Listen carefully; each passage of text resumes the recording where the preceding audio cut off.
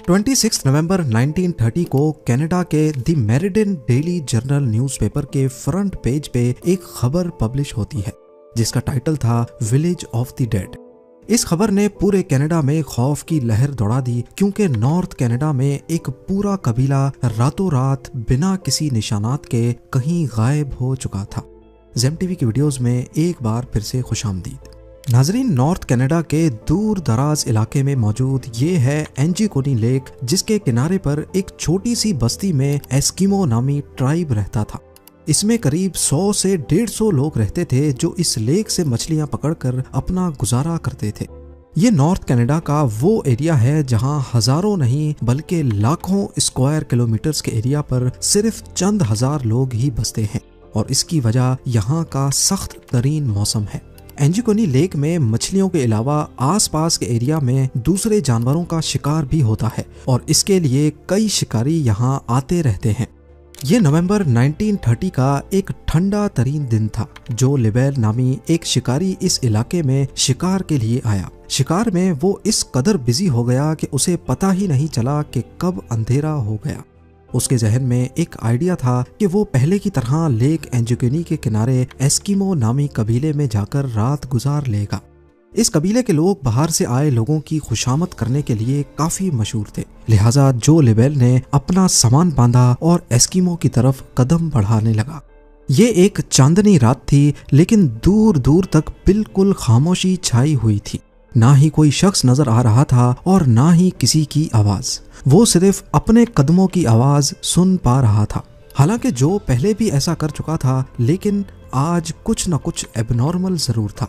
वैसे नॉर्मली वो जब भी उस बस्ती के करीब पहुंचता तो कुत्तों के भौंकने की आवाजें आने लगती थी, जो कि बस्ती वालों ने ही पाल रखे थे। लेकिन आज के दिन बस्ती के करीब पहुंचने पर भी सिर्फ वीरानी और सन्नाटा था।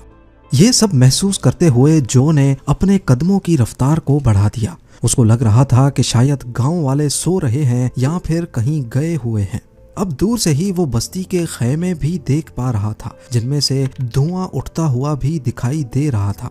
लेकिन करीब पहुंचने पर भी उसको किसी की आवाज सुनाई नहीं दी। फाइनली जब जो लिबेल बस्ती में दाखिल हुआ तो वो ये देखकर हैरत ज़दा रह गया कि यहाँ पर ना कोई इंसान है और ना ही कोई जानवर। पर जो के लिए हैरानी की बात यह थी कि कुछ घरों के ऊपर से धुएं उठते हुए दिखाई दे रहे थे कि जैसे इनके अंदर कोई मौजूद हो। वो रैंडमली एक खैमे में गया, लेकिन वहां भी कोई मौजूद नहीं था और ऐसा ही हाल सारे खैमों का था। शायद जो ये सारा मंजर देखा अनदेखा करके वहां से चला जाता, लेकिन एक चीज ऐसी थी जिसने जो को और ज्यादा परेशानी में डाल दिया। कुछ घरों में खाना पकाने वाले बर्तन चूल्हे के ऊपर मौजूद थे, लेकिन उनमें खाना जल चुका था। यानी किसी ने रात के लिए खाना बनाने के लिए रखा तो था, मगर वो खा ना सके। यहाँ तक के बस्ती की औरतें जो कपड़े सिलाई करती थीं, वो कपड़े भी वहाँ मौजूद थे और सुई में धागा भी डला हुआ था। ऐसा मालूम हो रहा था कि शायद बस्ती के लोग अचानक ही यहाँ से गए हैं, पर आखिर गए कहाँ? जो लिबेल ने पूरी बस्ती की तलाशी लेना शुरू कर दी। उसने देखा कि जो कुत्ते कबीले वालों ने पाल रखे थे, उनके गले में रस्सी बंधी पड़ी थी, लेकिन कुत्ते भूख से मर चुके थे। हालांकि कुत्तों के सामने खाना भी मौजूद था, पर उनको खाना देने वाला कोई इंसान वहां मौजूद नहीं था। एक जगह पर उसको एक कब्र खुदी हुई दिखाई दी। इस कब्र को देखकर ऐसा मालूम हो रहा था कि इसको खोदे हुए ज्यादा टाइम नहीं हुआ होगा। ये सब देखते हुए जो लिबेल की परेशानी और खौफ में बेहद इजाफा हो चुका था। वो रात के वक्त अकेला ये सारा मंजर देखकर काफी घबरा चुका था। यहाँ के लोग जब कहीं भी जाते हैं तो अपने साथ अपने कुत्ते जरूर रखते हैं, लेकिन ये सब देखकर ऐसा मालूम हो रहा था कि शायद यहाँ कुछ अजीब हुआ है। कोई ऐसी अनहोनी हुई है जिसने लोगों को अचानक से कहीं जाने पर मजबूर कर दिया है।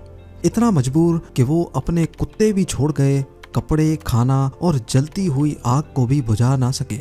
जो ये सब कुछ देखकर ज्यादा देर बर्दाश्त ना कर सका और जल्द अज जल्द करीबी टेलीग्राफ ऑफिस पहुंच गया।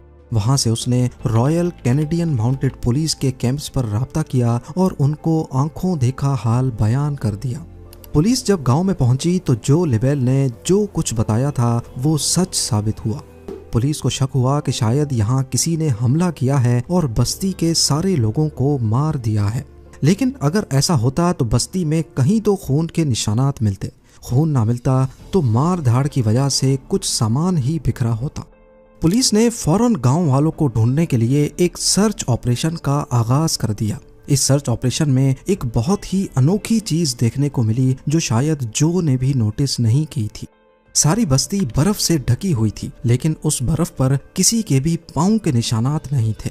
वहां सिर्फ एक ही शख्स के पांव के निशानात थे और वो जो लेबेल के अपने थे। यानी अगर इस बस्ती में जो के अलावा कोई आया नहीं और कोई गया नहीं तो फिर बस्ती वाले गए तो गए कहाँ।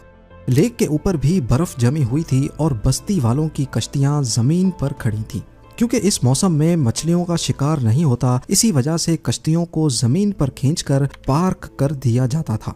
अगर तो बस्ती वाले लेक में तैर कर कहीं जाते या उनको किसी ने मारकर लेक में फेंक दिया होता तो लेक के ऊपर बर्फ की लेयर कहीं ना कहीं से जरूर टूटी या बिखरी हुई होती।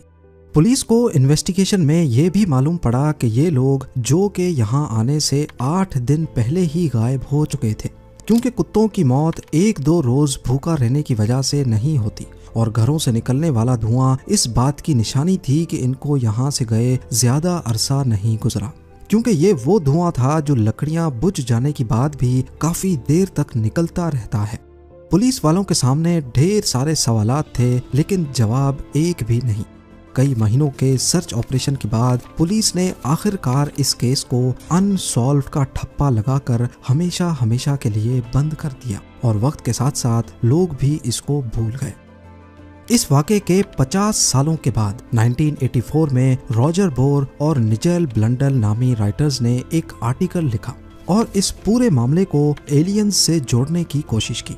उन्होंने अपने आर्टिकल में बताया कि जब वो लोग इस एरिया को एक्सप्लोर करने एंजुकनी लेक के पास गए तो उन्हें वहाँ एक शिकारी और उसके 2 बेटे मिले। उन्होंने बताया कि अक्सर उन्होंने झील के ऊपर उड़ते हुए कुछ ऑब्जेक्ट्स देखे हैं जिनकी शेप मुख्तलिफ होती है और वो उसी बस्ती की तरफ उड़ रहे थे जहाँ एस्किमो ट्राइब रहता था।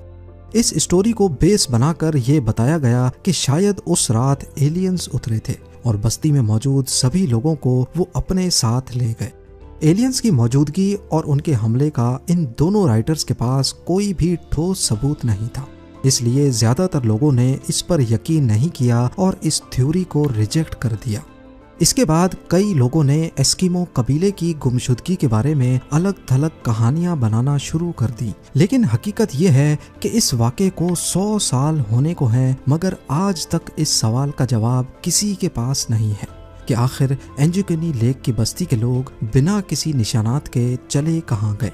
एस्किमो कबीले के गायब होने का मामला आज तक एक मिस्ट्री बना हुआ है। उम्मीद है जेम टीवी की ये वीडियो भी आप लोग भरपूर लाइक और शेयर करेंगे। आप लोगों के प्यार भरे कमेंट्स का बेहद शुक्रिया। मिलते हैं अगली शानदार वीडियो में।